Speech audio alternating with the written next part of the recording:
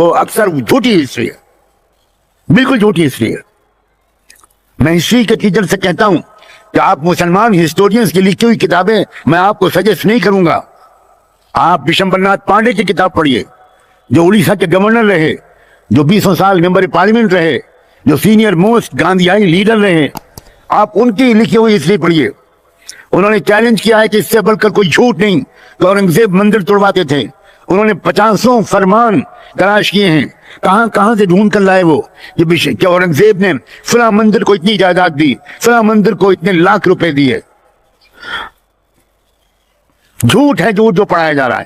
لیکن کاش کہ آپ ٹیچر لوگ اپنی نسلوں سے کھلواڑ نہ کرتے، آپ اپنی نسلوں کو آن ریکارڈ تو وہی پڑھاتے جو آپ کو پڑھانے پر مجبور کیا جا رہا ہے، لیکن آف دا ریکارڈ آپ اپنے بچوں کو بتاتے کہ یہ جھوٹ ہے اور یہ ہے سچ، اور یہ ہے سچ کا ثبوت۔ پروفیسر آرنلڈ کی کتاب پڑھتے ہیں آپ، پریچنگ آف اسلام۔ میں علماء کی کتابوں کے حوالے نہیں دے رہا ہوں، آرنلڈ انگریز رائٹر تھا، اور آرنلڈ نے لکھا ہے پریچنگ آف اسلام نام کی ایک کتاب۔ آپ نے کبھی نام بھی نہیں سنا ہوگا۔ آپ کیسے انٹلیکچوئل ہو گئے؟ پینٹ شرٹ پہن لی آپ نے، آپ انٹلیکچوئل ہو گئے؟ ایبسولوٹ نان سینس ہے یہ بات۔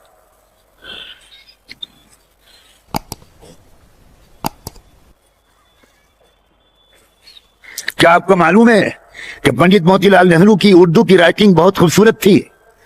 کیا آپ جانتے ہیں کہ گاندھی جی اردو میں بہترین خط لکھتے تھے؟ کیا آپ جانتے ہیں کہ گاندھی جی جب احمد آباد جیل میں تھے اور اسی وقت اسی جیل میں مولانا محمد علی جوہر تھے، تو تہجد کے وقت میں گاندھی جی مولانا محمد علی جوہر کو جگانے آتے تھے کہ مولانا یہ ہم پیغمبر محمد کی تہجد کا وقت ہے، مولانا اٹھیے اور تہجد پڑھ کر دیش کے لیے دعائیں کیجیے۔ یہ ہماری جہالت ہے جس نے ہمیں اس جگہ پر پہنچایا ہے۔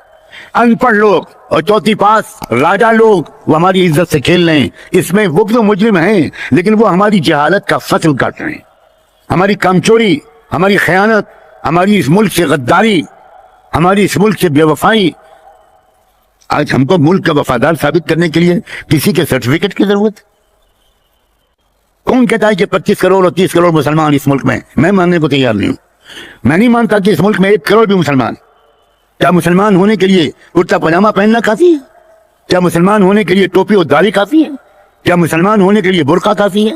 مسلمان ہونے کے لیے اپنے وطن سے محبت ضروری ہے، اپنے ملک سے وفاداری ضروری ہے، اپنے ملک کو چوروں اور ڈاکوؤں کے ہاتھ میں نہ جانے دینے کے لیے ہر ممکن کوشش کرنا ضروری ہے۔ کوئی بے چین نہیں ہوتا۔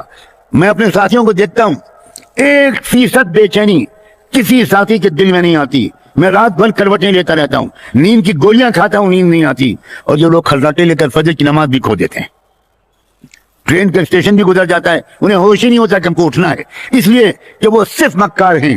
ان کے دل کے اندر کوئی آگ نہیں لگی ہے کہ میرا یہ ملک حضرت گنگوہی کا ملک، حضرت نانوتوی کا ملک، مولانا فضل الرحمان کا ملک، خواجہ معین الدین چشتی کا ملک، نظام الدین اولیاء کا ملک، فضل الرحمان گنج مراد آبادی کا ملک،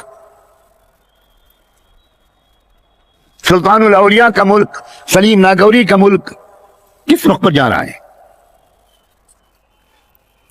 یہ RSS کے لوگ جو انگریزوں کے مخبر تھے، جو انگریزوں کے دلال تھے، جو خبریں بھیجتے تھے، یہ ساورکر کے فالوور، جس ساورکر نے انگریزوں سے معافی مانگی، 3 معافی نامے لکھے، اور انگریزوں نے شرط لگائی کہ تم اگر باہر نکل کر مسلمانوں کے خلاف نفرت پھیلاؤ گے، کیونکہ تم بڑے اچھے رائٹر ہو، تمہاری کتابیں ہیں، اگر تم باہر نکل کر مسلمانوں کے خلاف زہریلا پروپیگنڈا کرو گے تو ہم تمہیں معاف کر دیں گے، ورنہ عمر قید کے لیے انڈمان نکوبار، کالا پانی ساورکر کو بھیج دیا گیا تھا۔ شاید آپ میں سے کسی کو یہ بات نہیں معلوم ہوگی، اس لیے کہ آپ صرف کھانے کمانے اور بچے پالنے میں مصروف ہیں، آپ کو پڑھنے کا بالکل موقع نہیں ہے۔ کیسے انٹلیکچوئل ہیں آپ؟